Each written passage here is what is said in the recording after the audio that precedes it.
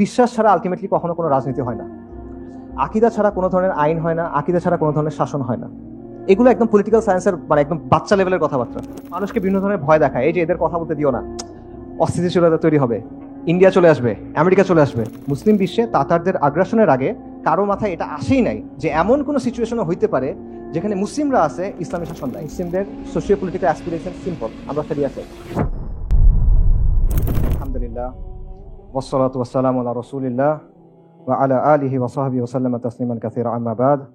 আসসালামু আলাইকুম ওয়া রাহমাতুল্লাহি ওয়া বারাকাতুহু। আপনারা কেমন আছেন? টায়ার্ড?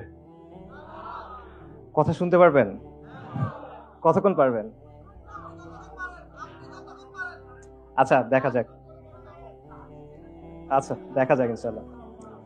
ঠিক আছে, সকালে একটা বক্তব্য ছিল, ওটা অনেক কষ্ট করে শুদ্ধ ভাষায় দিছি। ওটা অফিসিয়াল কথা ছিল, তাই ভাই বলতেছে, এখন আর পারতেছি না। এখন আমি আমার মতো বলি ইনশাআল্লাহ। আজকে আমরা অনেক কথা শুনছি, তো এই কথাগুলোর জিস কি ছিল? আসলে কথাগুলোর জিস ছিল যে বাংলাদেশের সমাজ এবং রাষ্ট্রে কাঠামোগত ইসলাম বিদ্বেষ আছে, এবং কাঠামোগত মানে হলো আমাদের রাষ্ট্রের পলিসি, আমাদের রাষ্ট্রের স্টেট আইডিওলজি, আমাদের শিক্ষা, আমাদের আইন, এটার প্রয়োগ, আইন প্রয়োগকারী সংস্থাগুলোর দৃষ্টিভঙ্গি, আচরণ, গণমাধ্যম, এরকম অনেকগুলো বিষয়ের মধ্যে ইসলাম বিদ্বেষ গেঁথে আছে এবং ইসলামের প্রতি নেতিবাচক বিভিন্ন ধারণা গেঁথে আছে। ঠিক আছে, এই আলোচনাগুলো আমরা অলরেডি শুনছি। আমি যেটা করব সেটা হলো আমি তিনটা জিনিস কভার করার চেষ্টা করব। একটা হলো এই কাঠামোগত বা সিস্টেমিক ইসলাম বিদ্বেষের ফলে আমাদের সমাজে কিছু স্ট্রাকচার বা কিছু ডাইনামিক গড়ে উঠছে, সেগুলো আমি পয়েন্ট আউট করার চেষ্টা করব। আরেকটা হলো এই ইসলাম বিদ্বেষের কারণে আমরা মুসলিমরা আমাদের যে সোশিও পলিটিক্যাল অ্যাসপিরেশন, অর্থাৎ সমাজের ব্যাপারে বা রাজনীতির ব্যাপারে আমরা কি চাই, এই কথাটা বলার সুযোগটা আমাদের কম থাকে বা আমরা বলতে পারি না ইভেন, বা এটা ক্রিমিনালাইজ করা হয়। এই ব্যাপারটা নিয়ে একটু আলোচনা করব এবং ফাইনালি আমি দুটো জিনিস টাই ইন করার চেষ্টা করবো ইনশাআল্লাহ তাআলা। আচ্ছা, সো আমাদের সমাজে এই যে কাঠামোগত ইসলাম বিদ্বেষ আছে বা সিস্টেমিক ইসলাম বিদ্বেষ আছে, এটার ফলাফলগুলো কি কি? এটার একটা ফলাফল হলো যে আমাদের সমাজে ইসলাম এক্সক্লুডেড। মানে কি? দেখেন, আমাদের সমাজ এবং সংস্কৃতির মধ্যে ইসলাম অনুপস্থিত, অথবা আপনি বলতে পারেন ইসলাম যতটুকু থাকার কথা ছিল অতটুকু নাই। ব্যাপারটা চিন্তা করে দেখেন যে ধরেন উপমহাদেশের পৌত্তলিক যে ধর্মগুলো আছে, সেখান থেকে আচার আচরণ, রীতি, অনুষ্ঠান, বেশভূষা, এগুলো কিন্তু আমরা খুব ইজিলি বাঙালি সংস্কৃতি বলে গ্রহণ করে নেই। মঙ্গল প্রদীপ, মঙ্গল শোভাযাত্রা, মূর্তি, মুখোশ, এগুলো কোত্থেকে আসতেছে এগুলো তো আমরা বুঝতেছি, তাই না? এগুলো কিন্তু আপনি গ্রহণ করতে পারেন, এগুলো অসাম্প্রদায়িক, এগুলো সংস্কৃতি নিরপেক্ষ, তাই সবার উপর চাপায় দেওয়া যায়। কিন্তু ইসলামের ক্ষেত্রে এটা করা যায় না। সো এটা কিন্তু আসলে হওয়ার কথা না। আপনারা চিন্তা করে দেখেন, এখানে শত শত বছর ধরে মুসলিমদের শাসন ছিল, এটা ওই সময় পৃথিবীর সবচেয়ে সমৃদ্ধ জায়গাগুলোর একটা ছিল, তাই না? এরকম এটা একটা কসমোপলিটন হাব ছিল। তো সেই হিসেবে মুসলিম আইডেন্টিটি এবং ইসলামের যে রিপ্রেজেন্টেশনটা হওয়ার কথা ছিল, ওটা কিন্তু আমাদের এখানে হয় না। সো এটা এই ইসলামোফোবিয়া বা সিস্টেমিক ইসলাম বিদ্বেষের একটা ইম্পর্টেন্ট ফলাফল। আবার দেখেন, ইসলামের যেই বিষয়গুলোকে নিতে চায় সেগুলো কোন বিষয়? সেগুলো হলো ওই বিষয় যেগুলো হিন্দুস্তানি যেই পেগানিজম আছে সেটার সাথে মিশে গেছে, মাজার সংস্কৃতি, ওরস বা এই টাইপের জিনিসপত্রগুলো, এইগুলো তারা গ্রহণ করবে। কিন্তু যেগুলো আদিও অকৃত্রিম ইসলাম, সেটার ক্ষেত্রে তারা গ্রহণ করতে চায় না, এরকম একটা ব্যাপারও থাকে। পাশাপাশি দেখেন যে ইসলামের ভিজিবল যে কোনো কিছু, মুসলিমদের জমায়েত হইতে পারে, মুসলিমদের পোশাক হইতে পারে, মুসলিমদের অনুষ্ঠান হইতে পারে, এই জিনিসগুলোকে নেতিবাচকভাবে দেখার একটা টেন্ডেন্সি আছে। এটা সবচেয়ে ভালো এক্সাম্পল হলো এই যে হাসিনা, সে একটা কথা বলছিল যে একটা সংবাদ সম্মেলনে, সকালে ওটা বলছি, যে বোরখা পরা মহিলাদের কথা বলতে গিয়ে বলছিল যে এগুলা কি, এটা একদম তাবুর মতো হয়ে থাকবে। এবং এটা ইন্টারেস্টিং। কেন ইন্টারেস্টিং? কারণ হাসিনা কিন্তু নিজেকে ইসলাম বিদ্বেষী হিসেবে প্রেজেন্ট করে না। সে প্রেজেন্ট করে সে একজন তাহাজ্জুদ গুজার মানুষ, সে খুব রিলিজিয়াস, জানামাজ সাথে নিয়ে ঘুমায়, মানে বিছনা থেকে গড়ান দিয়ে সে জানামাজে পড়ে, এরকম একটা অবস্থা। তো এই ভাইবে আছে, কিন্তু সেও বুঝে যে এইটা বললে তার সমস্যা হবে না। সে কিন্তু নামাজের ব্যাপারে এটা বলবে না, এত নামাজ পড়ার কি দরকার, এটা কখনো হাসিনা বলবে না। সে কি বলবে, এত বোরখা পড়ার কি দরকার, কারণ সে জানে সমাজের মধ্যে এটার একটা অ্যাকসেপ্টেন্স আছে। ঠিক আছে, সো এই জিনিসটা যে ইসলাম বিদ্বেষ যে আসলে আমরা মনে করতে পারি এটা আসলে ওরকম শক্তিশালী কিছু না, বাট এটা আসলে অনেকাংশে সমাজের মধ্যে নর্মালাইজড, সব বিষয়ে না হলেও অনেক বিষয় আসলে নর্মালাইজড। পাশাপাশি দেখেন যে মুসলিমদের জমায়েতকে ক্ষতিকর হিসেবে দেখানোর একটা টেন্ডেন্সি আছে। করোনার সময় দেখেন সব চলতেছে, মসজিদে জামাত হবে না। কলকারখানায় করোনা যায় না, সে অনেক বড় মুত্তাকি, সে শুধু মসজিদে থাকে, মানে জাহেদ লোক, সে আর কোথাও যাচ্ছে না, সে মসজিদে এসে বসে আছে, এরকম একটা অবস্থা। তারপর ধরেন 71 টিভি না ডিবিসি আমার মনে নাই, এখানে আমি জানি না আসলে আছে কিনা, যাই হোক, তাদের এক আলোচনায় বলতেছিল যে মুসলিমদের কবর দেওয়ার দরকার নেই, কুড়ে দাও। চিন্তা করে এটা কি পসিবল? আপনি কখনো এটা বলতে পারবেন? অন্য কোনো ধর্মের অনুসারীদের ক্ষেত্রে আপনি বলতে পারবেন? আমরা মানে ইসলামের জায়গা থেকে আমরা কখনো এটা সাপোর্ট করি না এরকম বলা, বাট কেউ কি কখনো বলবে যে ঠিক আছে তোমাদের এটা করার দরকার নেই, পানিতে ভাসিয়ে দাও? না, কিন্তু এটা মুসলিমদের ক্ষেত্রে বলা হবে। পাশাপাশি দেখেন, এগুলো আপনারা জানেন যে কুরবানি নিয়ে চুলকানি আছে, সারা বছর বারবিকিউ খাইতেছে, বার্গার খাইতেছে, কেএফসি যাইতেছে, ওগুলো মনে হয় জ্যান্ত প্রাণীর মাংস খাইতেছে, আর কুরবানির সময় এসে বলছে যে না এত পশু তুমি মারতেছো কেন, এরকম একটা অবস্থা। সো এটা হলো একটা জিনিস যেগুলো আমরা ইসলাম বিদেশের কারণে সোসাইটির মধ্যে আসতেছে। আরেকটা দেখেন যে মুসলিমদেরকে আউটসাইডার হিসেবে দেখানোর একটা প্রবণতা, যে কারণে ভাই যে আলোচনা করতেছিল যে সাহাবা মসজিদে, এই আলোচনা আসলে যে কারণে গুরুত্বপূর্ণ। দেখেন, বাংলাদেশে একজন রবীন্দ্র সঙ্গীত শিল্পী ছিলেন, মারা গেছেন, মিতা হক। ওনার একটা বিখ্যাত বা কুখ্যাত বক্তব্য আছে, সেটা হলো যে তুমি মুসলিম ভালো কথা, কিন্তু তুমি বাঙালি না কেন? বাঙালি না মানে তুমি দাড়ি রাখলে, তুমি বোরকা পরলে, তুমি নিকাব পরলে তুমি বাঙালি না, এই কথাটা। তার কথার অর্থটা কি? অর্থটা হলো যে ইসলাম মানো, কিন্তু আমি যেভাবে বলতেছি এভাবে মানো। আমি ঠিক করে দিব তুমি কতটুকু ইসলাম মানন করতে পারবা। আমি একটা ছক দিব, এই ছকটার মধ্যে তুমি ইসলাম মানো, এর বাইরে যাবা না। এর বাইরে যদি যাও তাহলে কি? তাহলে তুমি বাঙালি না, ঠিক আছে?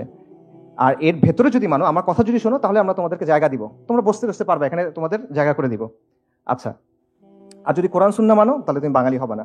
এবং এই যে বাঙালি না তুমি, এটা বলার অর্থটা কি? এটা বলার অর্থ মানে আপনি আমার অংশ না, আপনি সমাজের প্রতিনিধিত্ব করেন না, আপনি outsider, you don't belong here. আমরা এখানে খাইতে বসে তোমরা জায়গা দিব না, তুমি আমাদের লোক না, ঠিক আছে? এইটা হলো যে আপনাকে আউটসাইডার বানায় রাখার একটা ব্যাপার।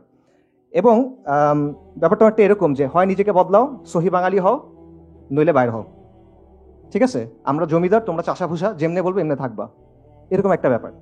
আচ্ছা, সো মিতা হক সেকুলারদের যে অংশের প্রতিনিধিত্ব করে সেটা এখন কিছুটা দুর্বল, আলহামদুলিল্লাহ। বাকি এই বয়ানটা আসলে যায় নাই এখনো, এই বয়ান এখনো বহাল তবিয়তে আছে। কিভাবে আছে? আপনারা এখন একটা কথা শুনছেন যে বাংলাদেশে আরবের ইসলাম চলবে না, বাংলার ইসলাম চলবে। এই কথার সাথে মিতা হকের কথার আসলে পার্থক্য কি? কোনো পার্থক্য নেই, লিটারেলি কোনো পার্থক্য নেই, এক্স্যাক্টলি সেম কথা। আমি তোমাকে ইসলামের একটা ভার্সন দিব, আমি তোমাকে ইসলামের একটা ছক দিব, এর ভিতরে ইসলাম মানবা, এর বাইরে যাবা না। এর বাইরে গেলে তুমি ভিনদেশি খারেজি। যদি তুমি মনে করো ইন্নাদ-দীন ইনদাল্লাহিল ইসলাম, তাহলে তুমি নাজদের ইসলাম পালন করতেছো, ঠিক আছে? একদম সেম জিনিস। এবং দুই জায়গার মূল কথাটা কি? মূল কথাটা হলো there is a right way to be Muslim and there is a wrong way to be Muslim. There is a right Islam and there is a wrong Islam. আর এটা কে ঠিক করবে কোনটা সঠিক ইসলাম? ওরা ঠিক করবে, ওরা ঠিক করবে, আপনার ওটা মানতে হবে। এবং রাইট মানে রাইট মুসলিম হলে কি হইতে হবে? আপনার সহি বাঙালি হইতে হবে, আপনার সহি লিবারাল হইতে হবে, আপনার এলজিবিটি কিউ মানতে হবে। মানে তারা আপনাকে শর্ত দিবে, এগুলো মেনে মেনে আপনাকে প্রমাণ করতে হবে যে না ভাই, আমি আসলে তোমার সোসাইটিতে বিলং করি। মুসলিম হও, ইসলাম মানো, আমার কথা বলো মানো, এটা হলো তাদের কথা। সো এটা বেসিক্যালি ইসলামকে নিয়ন্ত্রণ করার একটা চেষ্টা।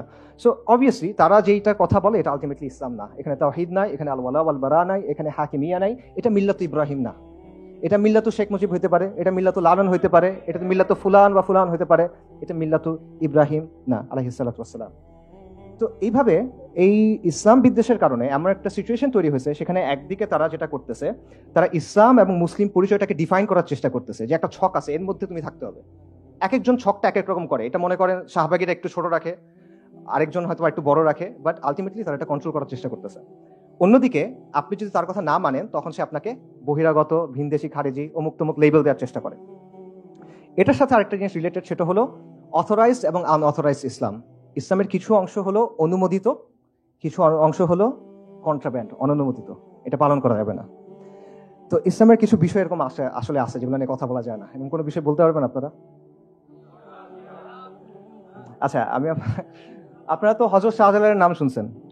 আচ্ছা, সবাই তাকে খুব পছন্দ করে। শাহজালালের মাজার, শাহজালালের নামে বিমানবন্দর আছে। আচ্ছা, উনি সিলেটে কেন আসছিলেন জানেন? কি নিয়ে আসছিলেন উনি সিলেটে? তলোয়ার নিয়ে আসছিল সিলেটে। হযরত শাহজালাল আল ইয়ামানি এবং শাহপরান আল ইয়ামানি আরব থেকে আরবের ইসলাম নিয়ে আসছিলেন তলোয়ার নিয়ে, ঠিক আছে? তো আপনি শাহজালালের মাজার নিয়ে কথা বলতে পারবেন, এটা সমস্যা না, কিন্তু আপনি তলোয়ারটা নিয়ে বলতে পারবেন না, বা উনি যে আরব থেকে আসছেন এটা নিয়ে আসলে বলতে পারবেন না। এটা হলো একদম সিম্পলি অনুমোদিত ইসলাম, অনুমোদিত ইসলাম। আরেকটা বলি, তিতুমির রাহিমাহুল্লাহ, তিতুমিরকে নিয়ে অনেক কথা আছে। উনি স্বাধীনতা সংগ্রামী, কৃষক বিপ্লবী, এই সেই হ্যান অনেক কথা না। উনি যে ব্রিটিশদের বিরুদ্ধে লড়াই করে একটা জায়গা দখল করে সেখানে যে ইসলামী শরিয়া দিয়ে শাসন করছে, নিজেকে বাদশা ঘোষণা করছিলেন, ওনার আন্ডারে ওয়াজির ছিল, শাসন ছিল, এই কথা কিন্তু আপনি জানেন না। কিন্তু তিতুমির কৃষক বিপ্লবী এটা আছে, এইটা আপনি মানতে পারবেন, ওটা অনুমোদিত, ওইটা অন্য অংশটা অননুমোদিত। এবং শরিয়া নিয়ে কথা বলা এটা অবভিয়াসলি আরেকটা বিষয়, যে এটা খুবই ট্যাবু একটা বিষয়। এবং শরিয়া নিয়ে কথা বললে আগে বলা হয়তো জঙ্গি, এখন বলা হবে জঙ্গি, ফ্যাসিবাদী, এবং দুটোই আসলে বিপজ্জনক ট্যাগিং। কারণ এটার মাধ্যমে কি হয়, এটার মাধ্যমে বেসিক্যালি আপনাকে আদারাইজ করা হয় এবং আপনাকে রিপ্রেস করার, মানে আপনার উপর অত্যাচার নির্যাতন করার একটা মানে বৈধতা তৈরি করা হয়, যে ওই যে মানে আপনাকে তো মুমিন বলে এই করতে পারবে না, আপনি এখন একটা নাম দিতে হবে, রাজাকার, জঙ্গি, এই সেই কিছু একটা নাম বলতে হবে, এটা আর কি। এবং এই ব্যাপারটা এতটাই ডেঞ্জারাস যে যারা নিজেদেরকে মানে ইসলামী ঘরানার মানুষজন, তারাও আসলে শরিয়া নিয়ে কথা বলে একটু ভেবাচাকা খেয়ে যায়, যে আসলে মনে হয় কথাগুলো এখন বলা উচিত হচ্ছে না, পরে মনে হয় বললে ভালো হতো, এরকম একটা ব্যাপার আছে। আচ্ছা, আরেকটা যেটা রেজাল্ট ইসলামোফোবিয়ার, সেটা হলো অ্যাপ্রোপ্রিয়েশন। অ্যাপ্রোপ্রিয়েশন মানে কি, যে তারা দেখবেন ইসলামের বিভিন্ন শব্দ তাদের জন্য ইউজ করে। এটার সবচেয়ে ভালো এক্সাম্পল হলো নির্বাচনের আগে হাসিনার মাথায় হিজাব চলে আসছিল, হাতে তসবি চলে আসছিল। বাকি আমরা ওই যে জুলুম, মাজলুম, শাহাদা, আমাদের দেশে তো নূহ নবীর নৌকা, এই কথাও প্রচলিত ছিল আলাইহিস সালাতু ওয়াস সালাম। এবং এটা কিন্তু জুলাইয়ের আন্দোলনেও আমরা দেখছি। জুলাই আন্দোলনে আমরা কি দেখলাম, একদম সবাইকে আমরা চলেন, সবাই রাস্তায় বের হয়ে যায়, হাসবুনাল্লাহু ওয়া নি'মাল ওয়াকিল, সবাই তাহাজ্জুদে দাঁড়ায় যান, আমরা শহীদ হব, এরকম অনেক কথাবার্তা, আল্লাহ আল্লাহ আল্লাহ। আর শেষ হওয়ার পরে গায়রুল্লাহর কাছে যাইতে হবে এখন। তো এই ব্যাপারটা কিন্তু এখানেও হয়েছে, অর্থাৎ তারা নিজেদের যে সামাজিক রাজনৈতিক প্রকল্প, এগুলোর পক্ষে তারা ইসলামের কনসেপ্টস, ইসলামের পরিভাষা এগুলো ইউজ করে, ঠিক আছে। এবং সমস্যার সময় যে আল্লাহ আমাদের এখান থেকে বাঁচাও, লানাকুনান্না মিনাশ শাকিরিন, তাহলে আমরা তোমার কথা শুনবো, আর হওয়ার পরে তখন আর তাদের খবর নেই। তো একটা হলো যে ইসলামকে তারা নিজেদের রাজনৈতিক স্বার্থে ব্যবহার করে, এটা হলো একটা বিষয়। আরেকটা হলো তারা শুধুমাত্র রাজনৈতিক স্বার্থে ইউজ করে না, তারা ইসলামের টার্মিনোলজি ইউজ করে ইসলামের বিরুদ্ধে বলে। এটা হিস্টোরিক্যাল অনেক এক্সাম্পল আছে, আমি একটা মজার এক্সাম্পল বলি, যে উসমানীদের শাসনের একদম শেষ দিকে তখন তুরস্কে অনেক সেকুলার অনেক মুভমেন্ট খুব পাওয়ারফুল হয়ে গেছিল, এবং তখন তারা যেটা চাচ্ছিল, তুরস্কে তখনও উসমানী সুলতানের নামে খুতবা দেওয়া হতো, তারা ছিল এটা বন্ধ করতে। তো বন্ধ কেমনে করবে, তো তারা এসে বললো যে দেখেন আমরা তো ফিখের কিতাবাদি দেখলাম, ওখানে বলা আছে যে খলিফা হওয়ার অনেকগুলো শর্ত আছে। তো একটা শর্ত হলো তার আলেম হইতে হবে, একটা শর্ত হলো তার মুজতাহিদ হইতে হবে। তো ইনি তো মুজতাহিদ না, তার মানে উনি আসলে খালিফা হইতে পারতেছেন না। তো ওনার নামে খুতবা দেওয়াটা বন্ধ করে দেন, আপনি দেশ এবং জাতির নামে এখন খুতবা দেন। অর্থাৎ তার উদ্দেশ্য হলো খুতবাটার উপর কন্ট্রোল নেওয়া, খুতবাটাকে সেকুলারাইজ করা। কিন্তু এইটা করার জন্য সে ইউজ করতেছে ইসলামী আর্গুমেন্ট, মানে সে খুব কনসার্ন খলিফার কন্ডিশনস মেট হচ্ছে কিনা এটা। সো এক জিনিস বাংলাদেশে ঘটতেছে কিরকম, যখন আপনি বলছেন শরিয়ার কথা, যখন কথা বলা হচ্ছে খিলাফতের কথা, তখন একদল এসে বলছে যে না আমরা তো আল্লাহর খেলাফত চাই না, আমরা জনগণের খেলাফত চাই, রাইট? মানে বেসিক্যালি ইসলামের বিরুদ্ধে সে কথা বলছে, বাট সে ইসলামের টার্মিনোলজি ইউজ করতে চায়, ঠিক আছে। এবং এটা তারা কেন করে, যাতে মুসলিমদের আবেগের জায়গাটা কাজে লাগানো যায়, এবং মুসলিমদের কাজে লাগায় নিজেদের যে পলিটিক্যাল প্রজেক্ট আছে সেগুলো পালন করা যায়। আচ্ছা, এরপর যে বিষয়টা সেটা হলো আপনার কথা বলার জায়গা আপনি পাবেন না। আপনি মুসলিম হিসেবে যখন কথা বলতে চাইবেন, তখন আপনাকে সেই স্পেসটা দেওয়া হবে না। কথাটা আসলে ভুল হয়েছে, আপনি মুসলিম হিসেবে কথা বলতে পারবেন, কিন্তু আপনার কথা বলতে হবে লিবারাল ডেমোক্রেসির জায়গা থেকে, আপনার কথা বলতে হবে হিউম্যান রাইটসের জায়গা থেকে। একটা মেয়ে সে ফেমিনিজমের জায়গা থেকে হিজাবের পক্ষে কথা বলতে পারবে, কিন্তু শরিয়ার জায়গা থেকে সে বলতে পারবে না, ঠিক আছে। যতক্ষণ পর্যন্ত আপনি লিবারাল ডেমোক্রেসি, লিবারাল সেকুলারিজমকে মেনে নিছেন, আপনি বলেন যে ঠিক আছে তোমার সব মূলনীতি আমি মেনে নিছি, আমি তোমাকে চ্যালেঞ্জ করবো না, তখন তার যে একটা সীমানা আছে সেটার ভেতরে আপনি কথা বলতে পারবেন, বাট এর বাইরে গিয়ে আপনি কথা বলতে পারবেন না। ব্যাপারটা হয়েছে অনেকটা এর মতো, যে জালালউদ্দিন রুমির কবিতার অনুবাদের মতো। জালালউদ্দিন রুমির যে কবিতা আছে সেগুলো কিন্তু ওয়েস্টে খুব পপুলার, ঠিক আছে, এবং ওয়েস্টের অনেক সেলিব্রিটি আছে যারা এগুলা খুব পছন্দ করে। কিন্তু তার কবিতা অনুবাদ করতে গিয়ে যেটা হয়েছে, এগুলোকে রোমিও জুলিয়েটের কবিতা বানায় ফেলছে। রুমির কবিতা তো সুফি পোয়েট্রি, ঠিক আছে, এখানে আল্লাহর প্রতি ভালোবাসা, রাসূলুল্লাহ সাল্লাল্লাহু আলাইহি ওয়াসাল্লামের প্রতি ভালোবাসা, ফানা, এরকম ব্যাপার আছে। আপনি এটা সে দ্বিমত করেন, ওটা ভিন্ন কথা, বাকি এটা তো লাইলি মজনুর কবিতা না। কিন্তু ওয়েস্টে অনুবাদ করার সময় এটাকে প্রেমের কবিতা বানায় ফেলছে। কেন? কারণ রুমিকে যদি ওয়েস্টের কাছে খাওয়াইতে হয়, তাহলে তার কাছ থেকে ইসলামটা সরাইতে হবে। সো সিমিলারলি আপনি যদি সমাজে এসে কথা বলতে চান মুসলিম হয়ে, আপনার ইসলামটা সরাই রেখে আসতে হবে, তাহলে আপনি বলতে পারবেন, ইসলামটা নিয়ে আসতে পারবেন না। সো আপনি যখন ইমান, আকিদা, হালাল হারাম, আল ওয়ালা আল বারা, এই সব কিছু ছেড়ে চলে আসছেন এবং ইসলামের খালি খোলসটা আছে, তখন সে আপনাকে মানে গ্রহণ করবে, তার আগে সে আপনাকে গ্রহণ করবে না। আপনি যদি ইসলামের জীবনবোধের কথা বলেন, ইসলামের শাসনের কথা বলেন, ইসলামের এসেন্সের কথা বলেন, তখন সে আপনার কথা শুনবে না, ঠিক আছে। আর আপনি যদি ইসলামের কিছু ওয়ার্ড ইউজ করে তার যে চিন্তা ভাবনাগুলো আছে, সেকুলারিজম, ডেমোক্রেসি, ফেমিনিজম, এগুলোর পক্ষে কিছু ব্যাখ্যা দিতে পারেন, তাহলে আপনি মহাবিদ্বান, আপনি বিশাল দার্শনিক, আপনি মহা চিন্তাবিদ, ঠিক আছে, যুগের ইমাম। এইটা আর কি অবস্থা। তো এবং এই সব কিছুর ফাইনাল রেজাল্টটা হলো যে আমরা সামাজিক এবং রাজনৈতিকভাবে মার্জিনালাইজ। এই সব কিছুর রেজাল্টটা হলো যে আপনি কি ধরনের সমাজ চান, আপনি কি ধরনের শাসন চান, এটা বলার সুযোগটা আপনার নাই। এখন আমরা বলি যে আমরা কি ধরনের সমাজ এবং শাসন চাই। আচ্ছা, সমাজ এবং শাসনের ব্যাপারে ইসলামের নর্মেটিভ মানে ইসলামের ডিফল্ট অবস্থানটা কি? ইসলামের ডিফল্ট অবস্থা হলো শরিয়া। মুসলিমরা শরিয়ার অধীনে থাকবে, মুসলিমদের সমাজ, মুসলিমদের শাসন শরিয়ার অধীনে থাকবে, এবং আইডিয়ালি একজন ইমামের আন্ডারে, একজন খালিফার আন্ডারে পুরো মুসলিমরা থাকবে। এটা ইসলামের একেবারে নর্মেটিভ অবস্থান। ক্লাসিক্যাল যুগ থেকে শুরু করে প্রি মডার্ন সময় পর্যন্ত এর কোনো ব্যতিক্রম আপনি পাবেন না, নেভার, সম্ভব না। ঠিক আছে, যত আলোচনা হয়েছে, আপনি আহকামুস সুলতানিয়া বলেন, আল মাওয়ার্দি বলেন, আল জুয়াইনি বলেন, আল গাজ্জালি বলেন, ইবনু জামা, ইবনু তাইমিয়া, ইবনু খালদুন, যতজন আছে একদম প্রি মডার্ন টাইম পর্যন্ত সবার মত হলো এই জায়গা থেকে শুরু হয়েছে যে মুসলিমদের শাসনে, মুসলিমদের সমাজে শাসন হবে শরিয়া দিয়ে। এইটার বাইরে কোনো কথা নেই। এবং আইডিয়াল সিচুয়েশন সবসময় এটা যে একজন খালিফার আন্ডারে পুরো মুসলিমরা একত্রিত থাকবে। এই অবস্থার সাথে ব্যতিক্রম করছে এমন কেউ নাই। এবং তাতারদের আগ্রাসনের আগে, মুসলিম বিশ্বে তাতারদের আগ্রাসনের আগে কারো মাথায় এটা আসেই নাই যে এমন কোনো সিচুয়েশনও হইতে পারে যেখানে মুসলিমরা আছে, ইসলামী শাসন নাই। এটা তাদের didn't even ochre to them. ঠিক আছে, তো এটা হলো একদম বাই ডিফল্ট, মানে আমাদের একদম ইনবিল্ট অবস্থান। কিন্তু এই অবস্থানটা আজকে অপরিচিত হয়ে গেছে টু দ্য এক্সটেন্ট, যখন কেউ এটা বলে যে আমরা শরিয়া চাই, তখন এটা মনে হয় মহা র্যাডিক্যাল একটা কাজ হয়ে গেছে। অথচ এটা ইসলামের একদম ডিফল্ট পজিশন। মানে আপনি যেমন নামাজের ব্যাপারে কি আপনার কাছে যদি বলে 5 ওয়াক্ত সালাত নাকি 6 ওয়াক্ত, আপনি অবাক হয়ে যাবেন, এটা কি বলে? এটা ওরকম একটা ব্যাপার। সো এই চেঞ্জটা আসলে কিভাবে হলো? এই চেঞ্জটা হয়েছে কলোনিয়াল যুগে, উপনিবেশিক আগ্রাসনের সময়। উপনিবেশিক আগ্রাসনের দুটা কাজ হয়েছে। এক, তারা আমাদের উপর তাদের শাসন চাপাই দিছে। বা তার আগে তারা কি করছে? আমাদের তো একটা শাসন ছিল, সেটাকে তারা একদম স্টেপ বাই স্টেপ সিস্টেম্যাটিক ভাবে ডিসম্যান্টেল করছে। ঠিক আছে, এটার কিছু এক্সাম্পল আপনারা শক্তিফের আলোচনায় শুনছেন যে যখন সূর্যাস্ত আইন হয়েছে, চিরস্থায়ী বন্দোবস্ত হয়েছে, একটা সোসাইটির ইকোসিস্টেম কিন্তু সম্পূর্ণ চেঞ্জ হয়ে যায়।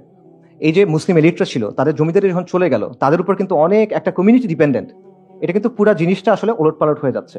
আরেকটা জিনিস চিন্তা করেন, জাস্ট একটা এক্সাম্পল, ওয়াকফ বা আওকাফ যে সিস্টেমটা, এটা কিন্তু মুসলিম বিশ্বে এক সময় যত ল্যান্ড ছিল তার মধ্যে 1/3 ওয়াজ ওন্ড থ্রু আওকাফ, ওয়াকফের মাধ্যমে। এবং ওয়াকফ কিন্তু শাসকের আন্ডারে না, এটা কমিউনিটি ওন্ড। এবং মুসলিম বিশ্বে যত ওয়েলফেয়ার কার্যক্রম হইতো ম্যাক্সিমাম হইতো ওয়াকফের মাধ্যমে। ওয়েলফেয়ার স্টেটের ধারণাটা কিন্তু আসলে ইসলামে নাই। কেন নাই বলতেছি, কারণ ওয়েলফেয়ার স্টেট মানে হলো স্টেটের সাইজটা অনেক বড় হবে এবং স্টেট অনেক ট্যাক্সেশন করবে, না সে এগুলো আপনাকে দিবে কেমন? এতগুলো সার্ভিস দিতে হলে আপনার ট্যাক্সেশন নেওয়া হবে না। তো ইসলামে কিন্তু ব্যাপারটা এরকম ছিল না। ইসলামের সোশ্যাল ওয়েলফেয়ারের কাজকর্মগুলো হতো আওকাফের মাধ্যমে, ওয়াকফের মাধ্যমে, যেগুলো কমিউনিটি ওন্ড, যেখানে শাসকের নিয়ন্ত্রণ নাই। এবং এটার ফলে একটা সুন্দর কমিউনাল ইকোসিস্টেম কিন্তু তৈরি হইতো। ওই ওয়াকফ থেকে যারা পড়তেছেন, যারা স্টুডেন্টরা, মাদ্রাসার স্টুডেন্টরা হইতে পারে, এখানে আলেমরা হইতে পারে, গবেষকরা হইতে পারে, বিধবা, ইয়াতিম, মিসকিন, সবার জন্য টেক কেয়ার কিন্তু আপনি ওখান থেকে করতেছেন। এবং শাসকের কোনো ওয়ে নাই সেখানে এসে ইন্টারফেয়ার করার। এটা কি করে? এটা কমিউনিটিকে পাওয়ারফুল করে, এম্পাওয়ার করে, এবং এটা সেন্ট্রালাইজ যে পাওয়ার স্টেটের বা শাসকের যে সেন্ট্রালাইজ পাওয়ার, সেখানে একটা লিমিট দেয়। তো ইউরোপিয়ানরা কি করছে? সিস্টেম্যাটিক্যালি এটা নষ্ট করে ফেলছে। এসেই প্রথমে সেন্ট্রালাইজ করছে, গভর্নমেন্ট আন্ডারে নিয়ে নিছে, তারপর ওগুলা নষ্ট করে দিয়েছে পুরোপুরি ভাবে। সো এইভাবে যেটা হলো যে কলোনিয়াল যুগে তারা আমাদের সিস্টেমটা আপরুট করছে, উঠায় ফেলছে পুরোপুরি, তারপর তারা নিজেদের সিস্টেমটা বসায় দিছে। তখন আমরা কি করছি? মুসলিমরা কি করছে? উপমহাদেশের কথা চিন্তা করেন, আমরা শুরু থেকে এটা বাধা দিয়ে আসছি। প্রথমে কারা বাধা দিচ্ছেন? যারা এস্টাবলিশড পলিটিক্যাল ফোর্স ছিলেন, যেমন নবাব সিরাজউদ্দৌলা অথবা টিপু সুলতান। তাদের অলরেডি রাজনৈতিক শক্তি ছিল, তারা চেষ্টা করছেন এদের সাথে ফাইট করে এদেরকে প্রতিহত করার, ব্যর্থ হয়েছেন। তারপর কি হয়েছে? তারপর আপনি দেখবেন সব রিভাইভালিস্ট মুভমেন্ট তৈরি হয়েছে, তাজদিদি মুভমেন্ট। এবং এই সবগুলো তাজদিদি মুভমেন্টের উদ্দেশ্য কি ছিল? তাদের উদ্দেশ্য ছিল, তাদের মোটিভেশন ছিল ইসলাম, তাদের উদ্দেশ্য ছিল ইসলাম। তারা এদের বিরুদ্ধে ফাইট করতেছেন ইসলামের শিক্ষার আলোকে, এবং এদেরকে সরায় তারা কি আনতে চান? ইসলাম আনতে চান। আমি জাস্ট আপনাদের বলি, এটা একটা কন্টিনিউয়াস ধারা। আপনি এটা কোনো এটার মাঝখানে কোনো ব্রেক নাই। দেখেন, শাহ ওয়ালিউল্লাহ মুহাদ্দিস দেহলভী, উপমহাদেশের যত ধারা আছে সব ধারা ওনাকে মানে মোরলেস। শাহ ওয়ালিউল্লাহ মুহাদ্দিস দেহলভী উনি কি করছেন?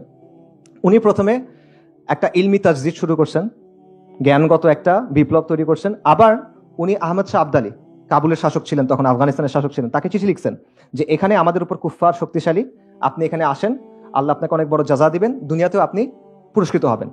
আচ্ছা, শাহ ওলিউল্লাহ মুহাদ্দিস দেহলভির পরকে ওনার ছেলে শাহ আব্দুল আজিজ 1803 সালে উনি ফতোয়া দিলেন যে হিন্দুস্তান ব্রিটিশ শাসনের অধীনে দারুল হার্ব, কারণ এখানে ইসলামের শাসন নাই। উনি যুদ্ধ করেন নাই, কিন্তু উনি ফতোয়া দিলেন।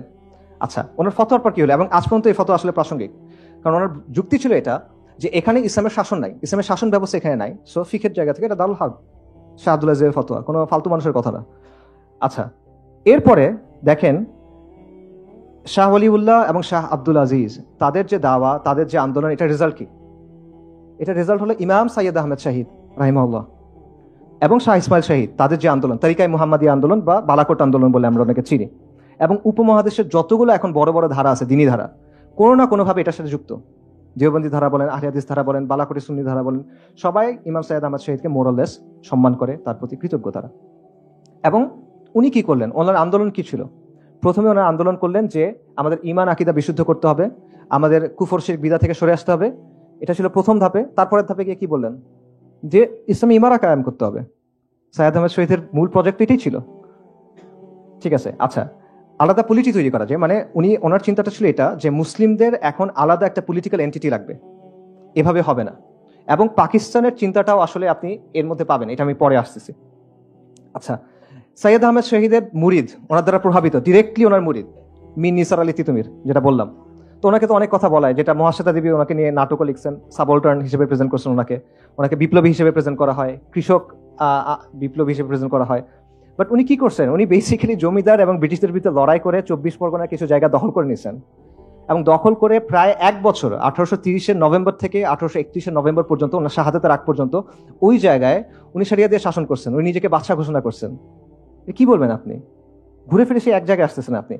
এরপর দেখেন সাইয়্যেদ আহমেদ শাহিদের খালিফা, সাদিকপুরের একটা সম্ভ্রান্ত আলেম পরিবার, বিখ্যাত পরিবার, মাওলানা উইলায়াত আলী এবং মাওলানা ইনায়াত আলী, ওনারা কি করলেন, 1831 6 মে বালাকোটে সাইয়্যেদ আহমেদ শাহিদ শহীদ হয়ে গেলেন। এরপরে 1840 দশক থেকে মাওলানা উইলায়াত আলী এবং মাওলানা ইনায়াত আলী পুরো ভারতবর্ষ জুড়ে ব্রিটিশদের বিরুদ্ধে একটা আন্দোলন গড়ে তুললেন।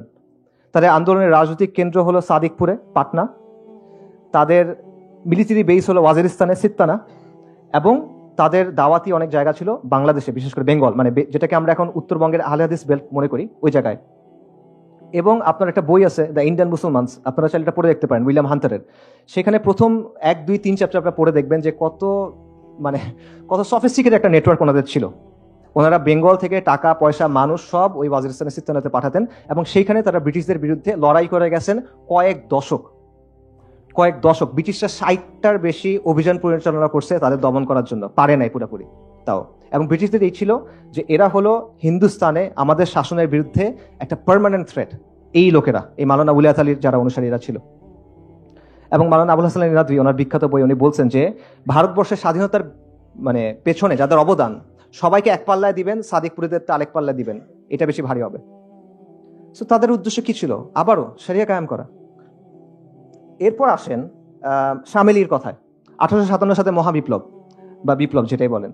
ওই সময় উত্তরপ্রদেশের একটা জায়গা আছে থানা ভবন, সেখানে জনগণ রাস্তায় নেমে আসলো, ব্রিটিশরা পালাই গেল। তখন কয়েক মাস সময় সেখানে ইসলামী শরিয়া দ্বারা শাসন হয়েছিল। কারা করছিলেন? ইমদাদুল্লাহ মুহাজির মাক্কি, কাসেম নানতুবি, রাশিদ আহমেদ গাঙ্গুহি। এনারা কারা? আকাবিরা দেওবন্দ। এনারা গিয়ে দারুল উলুম দেওবন্দ গঠন করছেন। তাদের উদ্দেশ্য কি ছিল? শরিয়া ছিল। তারপর আসেন আমি মনে করি আমাদের জন্য সবচেয়ে প্রাসঙ্গিক যারা, ফরাজি আন্দোলন, এবং এটা সমসাময়িক আন্দোলন। 1818 সালে হাজী শরীয়তুল্লাহ রাহিমাহুল্লাহ উনি ফরাজি আন্দোলন শুরু করেন। ফরাজি আন্দোলন যুদ্ধ করে নাই।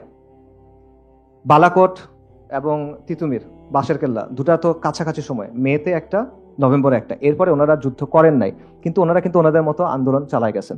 তাদের অবস্থান ছিল হিন্দুস্তান দারুল হার্ব, এই জন্য ওনারা জুমার নামাজ পড়তেন না। এখন এটা ফিকি ভাবে আপনি তার সাথে দ্বিমত করেন, ওটা ইস্যুটা না। আমার পয়েন্টটা হলো যে এটা কিন্তু একটা পলিটিক্যাল পজিশন। তারা বলছে যে এই শাসনটাকে, এটা দারুল হার্ব, এটা আমাদের ডিফল্ট পজিশন না। সো আমরা আমাদের ডিফল্ট যেভাবে আমাদের নর্মালি ইসলাম পালন করার কথা, সেটা আমরা এখানে পালন করতে পারতেছি না। পাশাপাশি তারা কিন্তু বিভিন্ন ধরনের আন্দোলন করছেন। আমরা ফরাজি বলতে বুঝি যে তারা হয়তো বা শুধুমাত্র কুফর শিরক বিদার বিরুদ্ধে কথাবার্তা বলছে, বাট ব্যাপারটা কিন্তু এরকম না। তাদের একটা অর্গানাইজেশনাল স্ট্রাকচার ছিল, তাদের প্যারামিলিটারি বাহিনী ছিল, লাঠিয়াল বাহিনী ছিল। তারা চর দখল করতেন, আন্দোলন করতেন, বিভিন্ন কৃষক আন্দোলন তারা করছেন, বিভিন্ন অসহযোগ আন্দোলন তারা করছেন। এবং তারা রাষ্ট্রের উপর চাপ প্রয়োগ করছেন। একটা ইন্টারেস্টিং ঘটনা আছে, সেটা হলো যে একবার হাজী শরীয়তুল্লাহর ছেলে, তারপর যিনি নেতা হয়েছেন দুদু মিয়া, ওনাকে একবার ব্রিটিশরা ধরে নিয়ে গেছে। তো রায় হবে ফরিদপুর আদালতে, এবং আদালতের পাশ হলো নদী। তো রায়ের দিন ফরাইজিরা 3000 নৌকা নিয়ে হাজির হয়েছে, নৌকা ভর্তি লাঠিয়াল, যে রায় যদি দুদু মিয়ার পক্ষে যায় তাহলে তো ঠিক আছে, যদি পক্ষে না যায় আদালত ভেঙে বের করে নিয়ে যাবে। সো তারা ওইভাবে প্রেশারও দিচ্ছেন, প্রেশারাইজও করছেন, ঠিক আছে। এবং পরে শেষ পর্যন্ত তার পক্ষে রায় দিছিল, আর ভাঙতে হয় নাই। এর বাইরে ফরাইজিদের নিজস্ব আদালত ছিল, তাদের শরিয়া আদালত ছিল, তাদের যে কন্ট্রোল যে জায়গাগুলো ছিল সেখানে তাদের শরিয়া আদালত ছিল, যেখানে হানাফি ফিক অনুযায়ী শাসন হইতো। এবং ডক্টর মুহাম্মদ আহসানুল্লাহ ফয়সাল কিছুদিন আগে মারা গেছেন রাহিমাহুল্লাহ, ওনার একটা থিসিস আছে, এটা ফরাইজিদের নিয়ে সবচেয়ে ডিটেল কাজ আমার দেখা, মুইনুদ্দিন খানের কাজের চেয়ে অনেক বেশি ডিটেল। ওখানে উনি সবগুলো আনছেন যে শুধু ঢাকা, বৃহত্তর ঢাকা অঞ্চলে 22টা শরিয়া আদালত ছিল তাদের, ফরাইজিদের, ঠিক আছে। তো এই আবারও দেখেন ঘুরে ফিরে ফরাইজি আন্দোলন যারা আলটিমেটলি স্ট্রাগলে যায় নাই, আর্ম স্ট্রাগলে যায় নাই, তারাও আলটিমেটলি কি চাইছে? শরিয়া চাইছে। অর্থাৎ কন্টিনিউসলি আপনি বারবার দেখতেছেন যে আমাদের শরিয়া শাসন ছিল, ওটা হয়তো ফ্লড ছিল, সমস্যা নাই, কিন্তু ছিল। এরপরে ব্রিটিশরা আসলো, তারা এটা সরাই দিল। এরপর আমাদের প্রথম ইম্পালস কি ছিল? আমাদের প্রথম ইম্পালস ছিল যেটা সরাই আবার সরিয়ে আনতে হবে, লজিক্যালি, রাইট? এটি তো হওয়ার কথা। এবং শুধু এটা এইখানে না, এই একই সময়ে পুরো মুসলিম বিশ্বে আপনি অনেকগুলো আন্দোলন দেখবেন যেগুলোর মোরাললেস একই ধরনের রুট। প্রথমে তারা সংস্কার আনছে, কুফর শিরক বিদার বিরুদ্ধে সংস্কার করছে, তারপর তারা একটা তাজদিদি মুভমেন্ট হয়েছে, তারপর তারা তামকিনের দিকে গেছে। এটা একটা কমন প্যাটার্ন আপনি দেখবেন। এবং শুধু এইটা না, এই যে পাকিস্তান যে রাষ্ট্র, এটার সাথে এই সিলসিলার সম্পর্ক আছে। পাকিস্তান আন্দোলন কারা করছে? মুসলিম লীগ কারা করছে? আলিগড়ের ছাত্ররা, আলিগড়ি ধারা যেটাকে বলা হয়। আলিগড় কার brain child? Sir Syed Ahmed Khan. Sir Syed Ahmed Khan ইংরেজদের অনেক ওয়াফাদার গোলাম ছিল, এটা সত্য। তবে এটাও সত্য যে সে শাহ ইসমাইল শহীদ এবং সৈয়দ আহমেদ শহীদের চিন্তাধারা অনেক প্রভাবিত ছিল। এবং এটা সবচেয়ে বড় প্রভাব যেটা, সেটা হলো ইমাম সৈয়দ আহমেদ কি চাচ্ছিলেন? উনি চাচ্ছিলেন মুসলিমদের একটা আলাদা পলিটিক্যাল এন্টিটি হোক, একটা ইসলামী ইমারা, মুসলিমদের একটা আলাদা জায়গা হবে যেখানে শরিয়া দিয়ে শাসন হবে। এই জায়গাটা সৈয়দ আহমেদও গ্রহণ করছে, আলিগড়িটাও গ্রহণ করছে, মুসলিম লীগও গ্রহণ করছে। খালি একটা জিনিস বদলায় ফেলছে, মুসলিমদের একটা আলাদা পলিটি হবে। সৈয়দ আহমেদ শহীদ বলছেন এটা শরিয়া দিয়ে শাসন হবে, আর ওখানে আস্তে আস্তে এটা চেঞ্জ হয়ে গেছে, এটা লিবারাল সেকুলারিজম দিয়ে শাসন হবে। বাট এটা বীজটা কিন্তু ওইখানে। এবং এইটা নিয়ে একটা খুব ভালো থিসিস আছে এডিনবারা ইউনিভার্সিটি একজনের, আপনারা চাইলে ওটা পড়তে পারেন, লম্বা অনেক নাম বলতেছি না। ইভেন পাকিস্তানের যে অবজেক্টিভ রেজলিউশন, যেটা কারারদাদে মাকাসেদ বলে, সেখানে একটা কথা আছে যে এটা কুরআন সুন্নাহর বাইরে কোনো কিছু এখানে আসবে না, এরকম একটা কথা আছে। এই কথাটা কেন আসলো? এরা তো সবাই সেকুলার, ওরা এই কথাটা কেন আনলো? কারণ ওই সময় পর্যন্ত ব্যাপারটা এমন ছিল যে মুসলিমরার জন্য তো এইটাই ডিফল্ট, যে আমরা তো আসলে শরিয়ার অধীনেই থাকবো, রাইট? সো ইভেন পাকিস্তান, যেটা একটা সেকুলার স্টেট, যেটাতে আসলে এইসব কথা অ্যাড করে আলটিমেটলি কোনো লাভ হয় নাই, বাট স্টিল ওই দেশটা যখন তৈরি হচ্ছে, যখন তাদের অবজেক্টিভ রেজলিউশন তৈরি হচ্ছে কনস্টিটিউশনের, তখন কারারদাদে মাকাসেদ যেটা, সেখানে তারা এই জিনিসটা ইনক্লুড করতে বাধ্য হয়েছে। এইটা হলো অবস্থা। সো এই কথাগুলো আমি কেন বললাম? এই কথাগুলো আমি বললাম যে এর মাধ্যমে আমরা কি বুঝলাম, সেটা হলো যে শরিয়া এটা আমাদের একদম মৌলিক অবস্থান, এটা নতুন করে প্রমাণ করার কিছু নাই, শুরু থেকে এটা আমাদের অবস্থান। তো এবং এটা নন নেগোশিয়েবল অবস্থান। এত কথা বলে এটা আসলে প্রমাণ করার দরকার ছিল না, বাট মানুষ বলে যে এটা হঠাৎ করে কোনো একটা কথা নিয়ে আসতেছে। না, এটা হঠাৎ করে কোনো কথা না, এটা আমাদের আকাইদি অবস্থান, এটা নুসুসি অবস্থান, এটা ফিকহি অবস্থান, এটা আমাদের ঐতিহাসিক অবস্থান এবং আমাদের পূর্বপুরুষদের গৌরবের উত্তরাধিকার। We are heirs of their glory, কিন্তু আমরা রিলাক্টেন্ট heirs, মানে আমরা উত্তরাধিকার সূত্রে একটা সম্পদ পাইছি, কিন্তু আমরা এটা গ্রহণ করতে চাই না, গড়িমসি করতেছি আমরা। ব্যাপারটা আসলে এরকম। সো দুইটা পয়েন্ট, আমাদের রাজনৈতিক অবস্থান হলো বেসিক্যালি মুসলিমদের সোশিও পলিটিক্যাল অ্যাসপিরেশন সিম্পল, আমরা শরিয়া চাই, দ্যাটস ইট। এর বাইরে আর কিছু না, এর বাইরে অন্য কিছু চাওয়ার ইখতিয়ার আল্লাহ আমাদের দেন নাই, এটা সুযোগ নাই। ইন্না দীনা ইনদাল্লাহিল ইসলাম। কিন্তু আজকে এই বিষয়টা অপরিচিত হয়ে গেছে এবং এটা ক্রিমিনালাইজ করা হয়েছে, এটা ট্যাবু হয়ে গেছে, যেটা মনে হয় অদ্ভুত কিছু একটা, মানে আপনি তোমরা সরিয়ে যাচ্ছ, এটা কি আবার? এবং এই কাজটা হয়েছে দুইটা ধাপে। প্রথম ধাপটা হলো, দেখেন এই যে ইসলামিস্ট বলি না আমরা, ইসলামিস্ট কারা? ইসলামিস্ট বলার মানেটা কি আসলে? ওরা ইসলামিস্ট বলতে কাদের বোঝায়? যারা শরিয়া চায়। এটা তো মুসলিমদের মধ্যে আলাদা কোনো ধারা হওয়ার কথা না, এটা তো আমাদের ডিফল্ট পজিশন, যেটা আমি এতক্ষণ বললাম। এটা কিভাবে হইলো? উসমানীদের পতন হওয়ার পর স্বাভাবিকভাবেই মুসলিম বিশ্বে অনেকগুলো আন্দোলন তৈরি হলো, যাদের উদ্দেশ্য ছিল মুসলিমদের রিভাইভাল।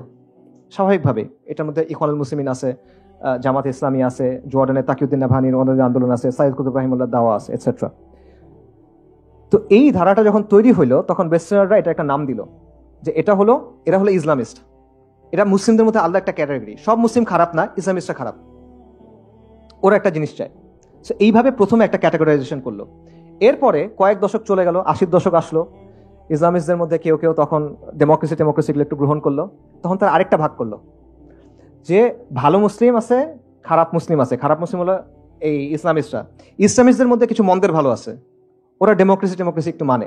আর একটা আছে, কিছু আছে একদম খারাপ, এগুলো হলো র্যাডিক্যালস। ঠিক আছে? সো এই দুই ধাপে আলটিমেটলি এটা হয়েছে। এবং আজকে আমরা কোন অবস্থায় আসি? আজকে যারা ওই যে পলিটিক্যাল ইসলামিস্ট, তারা এখন আর শরিয়ার কথা বলে না। এখন শরিয়ার কথা শুধুমাত্র র্যাডিক্যালরাই বলে, আর কেউ আসলে বলে না।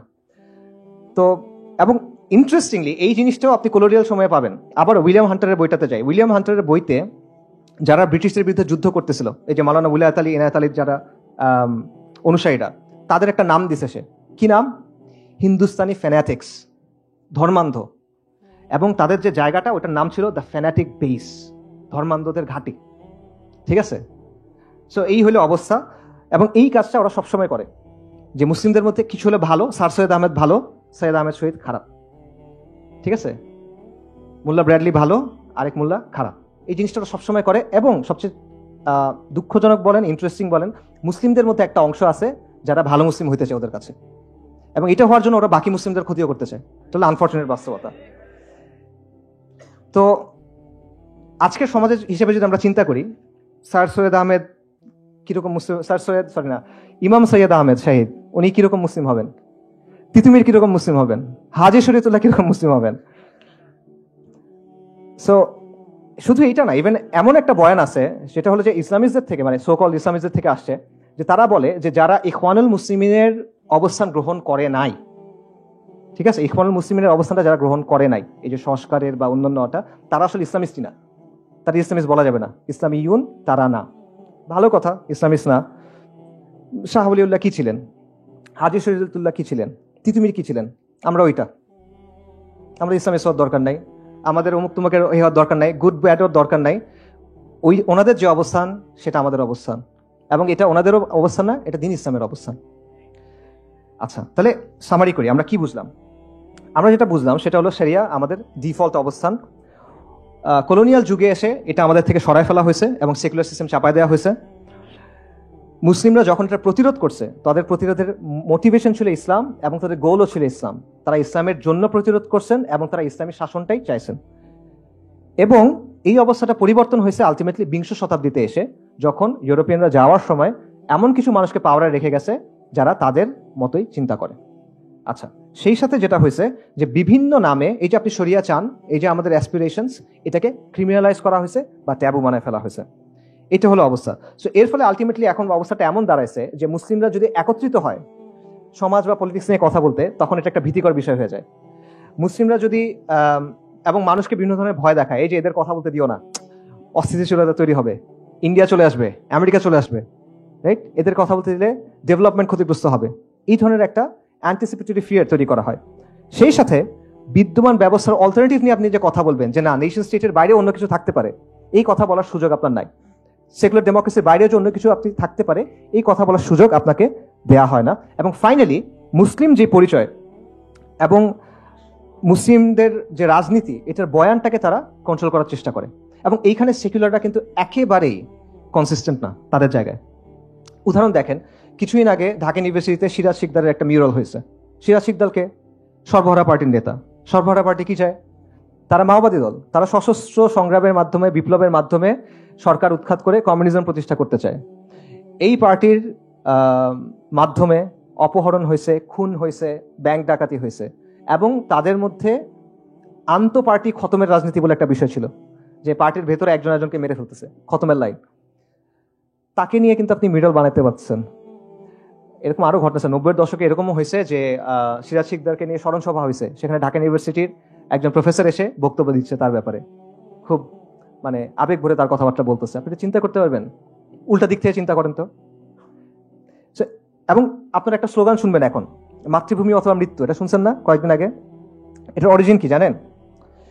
পাত্রিয়া বা মুয়ার্তে। এটা হলো 1960-এ ফিডেল ক্যাস্ট্রোর একটা স্লোগান, এবং 64 সালে চে গুয়েভারা ইউএন জেনারেল অ্যাসেম্বলিতে গিয়ে, জাতিসংঘের সাধারণ অধিবেশনে গিয়ে একটা বক্তব্য দিয়েছিল, তারপর সেটা এইভাবে শেষ করছে, পাত্রিয়া বা মুয়ার্তে, জন্মভূমি অথবা মৃত্যু। এটাই এখন খুব ভালো স্লোগান আমরা ইউজ করতেছি, আমরা না মানে ইউজ করতেছে। ক্যাস্ট্রো আর চে গুয়েভারা কি করছিল?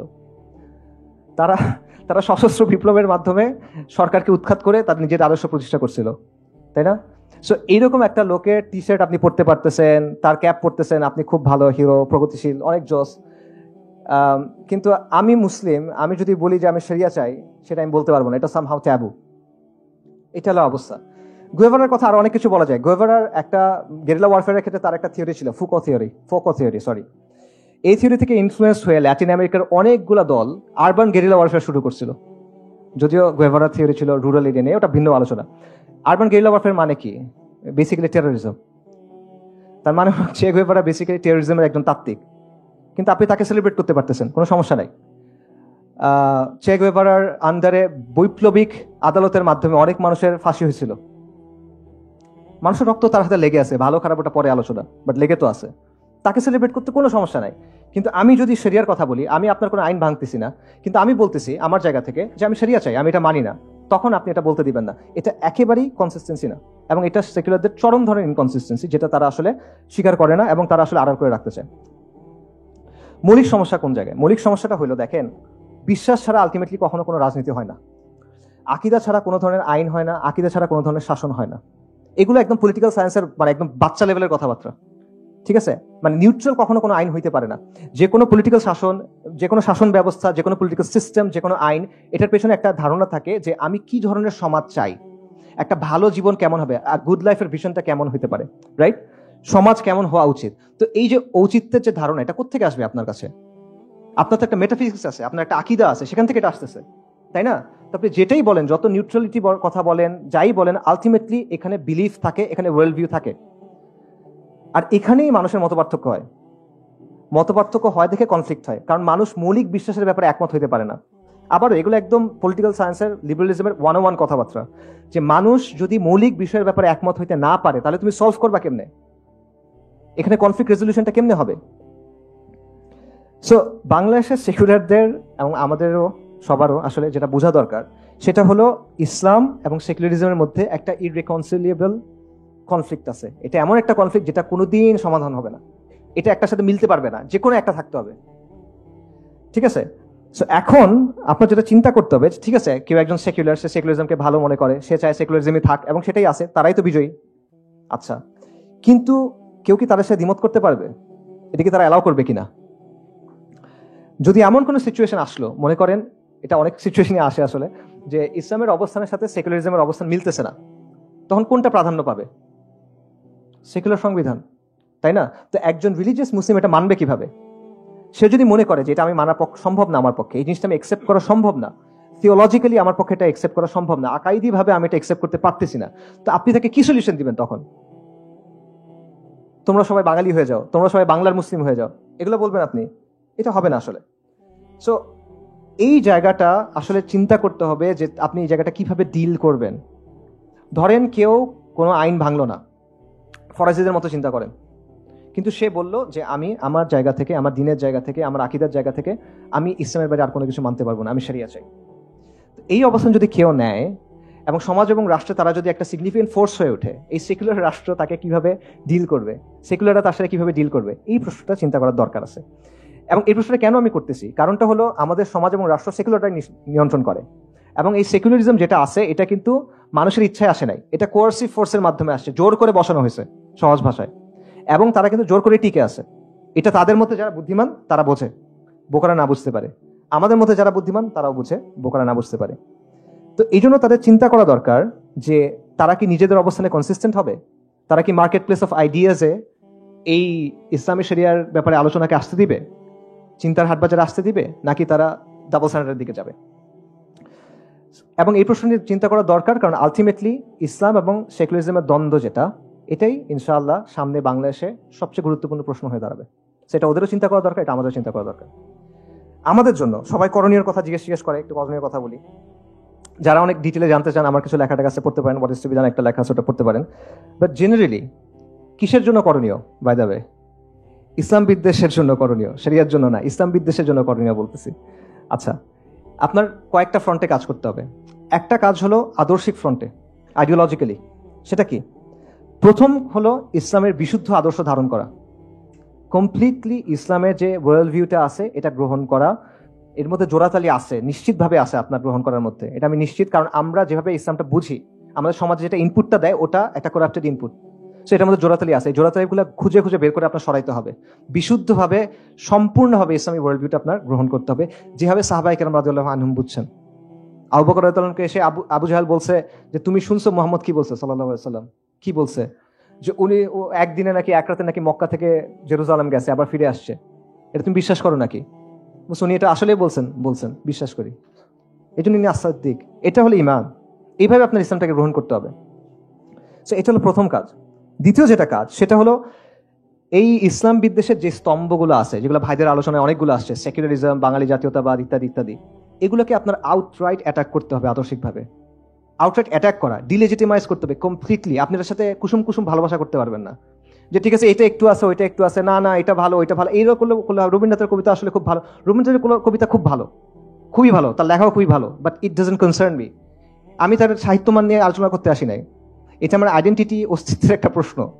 আমার যখন ফ্রি টাইম থাকবে আমি তখন এগুলো করবো, বউকে শোনাবো, ওটা ভিন্ন বিষয়। ঠিক আছে? সো এই ব্যাপারে আপনার কুসুম কুসুম অ্যাপ্রোচ নিলে হবে না। You have to completely delegitimise them. এই আইডেন্টিটি, এই ন্যারেটিভ আপনার ভেঙে ফেলতে হবে। এটা রেখে আপনি কখনো এই হতে পারবেন না। এখানে কোনো হাফ মেজার নাই। Half measure always fails. You have to go full in. এটা হলো একটা বিষয়। আরেকটা হলো আদর্শিক অঙ্গনের আরেকটা কাজ, যেটা আমি বারবার বলি, আবারও বলবো, বলে যাবো ইনশাল্লাহ। সেটা হলো ইসলাম এবং সেকুলারিজমের যে দ্বন্দ্ব, এটাকে আপনার বারবার সামনে নিয়ে আসতে হবে। যখন একটা সমাজের মধ্যে কোনো একটা দ্বন্দ্বের ব্যাপারে মানুষ একমত হয় যে আসলে এটা একটা প্রবলেম, তখন ওই সমাজটা কোনো একটা দিকে যাইতে পারে। তার আগ পর্যন্ত এটা ঘুরতে থাকবে।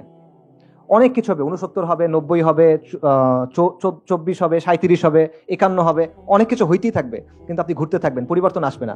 আপনার ওটা একটা জায়গায় নিয়ে যেতে হবে। এটা নিয়ে যাওয়া সবচেয়ে সহজ, মানে এটা ওই যে নবীদের দাওয়ার তো অনেকগুলো স্টাইল ছিল, এক একজন এক এক রকম স্টাইল ছিল আলাইহিস সালাতু ওয়াস সালাম। ইব্রাহিম আলাইহিস সালাম এই কাজটা কিভাবে করছিলেন? উনিকে মূর্তি ভেঙে দিয়েছেন ডিরেক্ট গিয়ে। তো এটা হলো মিলাতু ইব্রাহিম, ওনার স্টাইল এটা। আমরা এইভাবে হয়তো পারবো না, ওই আজিমাত আমাদের নাই। বাকি এটা বোঝা যে মূল জায়গাটা আপনার নিতে হবে এবং সমাজকে বাধ্য করতে হবে এই জায়গায় আসতে। নইলে আবার এটা ঘুরতে থাকবে, মানুষ মরবে, এই হবে সেই হবে, আলটিমেটলি কোনো পরিবর্তন আসবে না। এর বাইরে বাকি সবকিছু at the end of the day will amount to exercises in futility. Ultimately এখান থেকে তেমন কিছু আসবে না।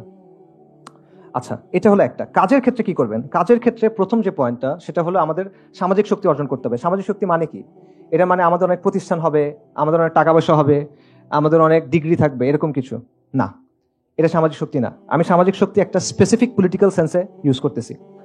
সামাজিক শক্তি মানে হলো আপনার চারপাশের যে পরিস্থিতি, আপনার চারপাশের যে এনভায়রনমেন্ট, এটাকে আপনি চেঞ্জ করতে পারেন বা ইনফ্লুয়েন্স করতে পারেন। এটা হলো সামাজিক শক্তি। এবং এটা একটা পলিটিক্যাল ডেফিনেশন। জিন শার্প নামে একজন পলিটিক্যাল সায়েন্সিস্ট ছিল, মারা গেছে, আমেরিকান।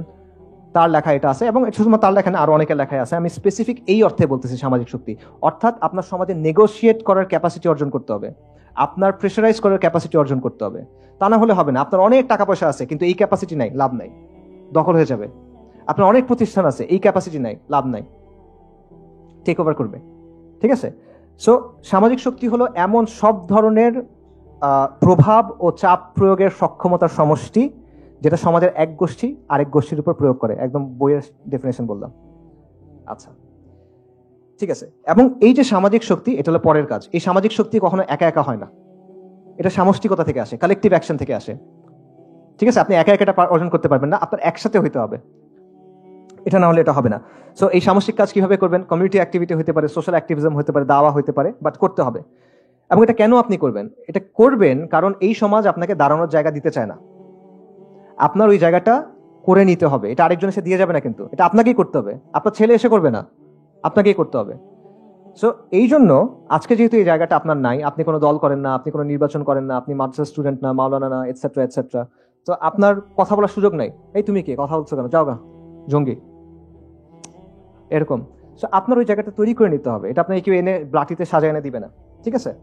উল্টো দিকে হেঁটে হেঁটে আসলে সমাজের যে স্রোত এটা আপনাকে পরিবর্তন করতে হবে, এটা আর কোনো অপশন নাই। এখানে কোনো ম্যাজিক বুলেট সমাধান নাই। আপনার একদম গ্রাসরুটস থেকে কাজ করতে হবে। আপনার নিজের এলাকা, নিজের পাড়া, নিজের গ্রাম, নিজের ইউনিভার্সিটি বা নিজের প্রতিষ্ঠান, এই জায়গাগুলো থেকে কাজ করতে হবে। এটা ছাড়া অপশন নাই। এবং এই কালেকটিভ অ্যাকশন, এই সোশ্যাল অ্যাক্টিভিজমের মাধ্যমে আপনার ওই অবস্থানটা তৈরি করে নিতে হবে।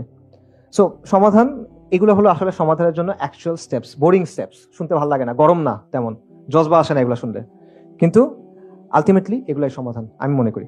ফরাইজিরা কি করছিল দেখেন, তাদের জন্য অনেক অপশন বন্ধ ছিল, বাট স্টিল কিন্তু তারা কিন্তু একটা ব্যবস্থা করছিল। সরি, একটা কথা আমি বলতে ভুলে গেছি। ফরাইজিদের ব্যাপারে ব্রিটিশ আমলে একটা ম্যাজিস্ট্রেট ছিল নবীন চন্দ্র সেন, তার একটা কথা ছিল, বিখ্যাত উক্তি, যে ফরাইজিরা ব্রিটিশ রাজের অধীনে রাষ্ট্রের ভিতরে একটা রাষ্ট্র কায়েম করছে, স্টেট উইদিন এ স্টেট, এই হিসেবে তারা করছিল। সো একটা কালেকটিভ শক্তি হিসেবে আপনার সমাজে হাজির হইতে হবে এবং একটা নতুন সোশ্যাল ব্লক হিসেবে আপনার নিজেকে গড়ে তুলতে হবে। তখন আপনি নেগোশিয়েট করতে পারবেন, তখন আপনি চাপ দিতে পারবেন, তখন আপনার কথা তারা শুনতে বাধ্য হবে। তার আগ পর্যন্ত সে শুনবে না, সে কন্টিনিউসলি জমিদার কন্টেস্টে চেষ্টা করবে চাষাভূষাদেরকে দমন পীড়ন করতে। ঠিক আছে? আচ্ছা, সো শর্তগুলো, কাজগুলো কি কি বললাম? একটা হলো আদর্শিক বিশুদ্ধি, পরিপূর্ণভাবে ইসলামী ওয়ার্ল্ড ভিউ ধারণ করা, ইসলাম বিদ্বেষের আদর্শিক যে স্তম্ভগুলো আছে সেগুলোকে আউটরাইট রিজেক্ট করা এবং অ্যাটাক করা, ইসলাম এবং সেকুলারিজমের দ্বন্দ্বকে সমাজের মূল দ্বন্দ্বে পরিণত করা, এবং কালেকটিভ অ্যাকশন, কমিউনিটি অ্যাক্টিভিজম, এবং এর মাধ্যমে সামাজিক শক্তি অর্জন করা। শেষ করি, সেকুলারদের বিভিন্ন ঘরানার অনেক বক্তব্য আছে, সেই বক্তব্যগুলোর মূল জিসটা কি? মূল জিসটা হলো ইসলামকে তাদের মতো কাটছাট করে ব্যাখ্যা করতে হবে, ইসলামকে তাদের দেওয়া প্রেসক্রিপশন অনুযায়ী মানতে হবে, এবং তারা কিছু রিকোয়ারমেন্টস ঠিক করে দিবে, কিছু মাপকাঠি ঠিক করে দিবে, শর্ত ঠিক করে দিবে, আমার সেগুলো দিয়ে দিয়ে প্রমাণ করতে হবে, এই যে দেখো আমি কিন্তু ভালো, আমাকে একটু জায়গা দাও। ঠিক আছে? অর্থাৎ সেকুলারদের স্ট্যান্ডার্ডে আমাদের কন্টিনিউয়ালি নিজেদেরকে প্রমাণ করতে হবে। সো চিন্তার এই পুরো ফ্রেমওয়ার্কটা আমাদেরকে রিজেক্ট করতে হবে। আপনি যা ইচ্ছা করেন সে আপনাকে ভালো হিসেবে মেনে নিবে না, সে সাময়িকভাবে হয়তো আপনাকে মানবে, বাট সে আপনাকে ইউজ করবে আলটিমেটলি। এটা একটা losing game, it doesn't work. ঠিক আছে? আমরা এই মাটির মানুষ, আমাদের এই পরিবারগুলো এখানে হাজার হাজার শত শত বছর ধরে আছে, আমরা এই ভাষায় কথা বলি, আমরা এই সমাজের অংশ, আমরা এই সমাজে কন্ট্রিবিউট করি। আমাদের কেন ওদের কাছে আত্মপরিচয়ের প্রমাণ দিতে হবে? আমাদের কেন ওদের কাছে গিয়ে পরীক্ষা দিতে হবে? ওদের কাছে ভাইবা দিব কেন আমি? ওরা কে? কারো খেয়াল খুশির জন্য তো আমরা আমাদের দিনকে বদলাবো না। কোনো জমিদারের আদেশ মতো তো আমার নিজেকে বাঙালি প্রমাণ করার দরকার নাই, আমার নিজেকে ভালো মুসলিম প্রমাণ করার দরকার নাই। আমি একজনের কাছে জবাবদিহি করব। ওরা কে? ওর কাছে আমার পাত্তা দেওয়ার কি আছে? আসলে কারো কথা শোনার টাইম নেই এত। বাংলাদেশের মুসলিমরা এই জমিনের সন্তান, আমরা এখান থেকে কোথাও যাইতেছি না, আমরা এখানেই থাকবো। আমাদের অতীত, বর্তমান, ভবিষ্যৎ এই ভূখণ্ডের সাথে যুক্ত, এবং এই মাটির উপর আমার যে দাবি আছে এই দাবিও আমরা ছাড়বো না ইনশাআল্লাহ। এবং মুসলিমরা ইসলাম ছাড়বে না। আমরা গুনাহগার হইতে পারি, আমরা নাফরমান হইতে পারি, আমাদের মধ্যে নিফাক থাকতে পারে, আমাদের মধ্যে ফাহিশ থাকতে পারে, অনেক কিছু থাকতে পারে, আমরা পারফেক্ট না, আমরা অনেক খারাপ বান্দা, আল্লাহ নাফরমান বান্দা, কিন্তু আমরা ইসলাম কখনো ছাড়বো না ইনশাআল্লাহ। আমরা শরিয়া কখনো ছাড়বো না। এবং এটা শাহজালালের মাটি, এটা তিতুমিরের মাটি, এটা হাজী শরীয়তুল্লাহর মাটি। এই মাটি আমি ছেড়ে কই যাব? কারো যাইতে হলে অন্যরা যাবে, আমরা যাওয়ার কিছু নাই। এটা আমাদের মাটি ছিল, এটা আমাদের মাটি থাকবে। এই জমিনে শত শত বছর ধরে মুসলিমদের শাসন ছিল, সমৃদ্ধ শাসন। একসময় বাংলা ছিল পুরো ওয়ার্ল্ডের একটা হাব, এবং আগ্রাসী শত্রু এবং শোষণের বিরুদ্ধে বারবার রক্ত দিছি আমরা। এবং উম্মার মধ্যে এখনো পর্যন্ত সবচেয়ে বড় এথনিক গ্রুপগুলোর লিস্ট করেন, বাঙালি মুসলিম তার একটা, বেঙ্গল মুসলিম, বাঙালি মুসলিম, বাংলাদেশের মুসলিম, যা ইচ্ছা বলেন, আমরা সেই গ্রুপের একটা। তো এগুলো কি এমনি এমনি? আল্লাহ আযজা ওয়া জাল্লার সৃষ্টি জগতে কোনো কিছু এমনি এমনি হয়? এটার জন্য কোনো পরিকল্পনা নাই আল্লাহ আযজা ওয়া জাল্লার। এইখানে আপনি আসেন, আমরা কথাবার্তা বলতেছি, এই রিয়েলাইজেশনগুলো আমাদের হচ্ছে, এটার কোনো তাৎপর্য নাই? আল্লাহর কাছে এগুলোকে আমাদের জবাব দিতে হবে না? সো কারো মাটিতে বসবাস করি না, এবং এই দিন যেমন আমার, এই জমিনও আমার। এই দিন যেমন আমার, এই জমিনও আমার। আমার দিন, আমার জমিন, আমার দিন, আমার জমিন। আলাইসাল্লাহু বিআহকামিল হাকিমিন। তাকবীর, তাকবীর, তাকবীর।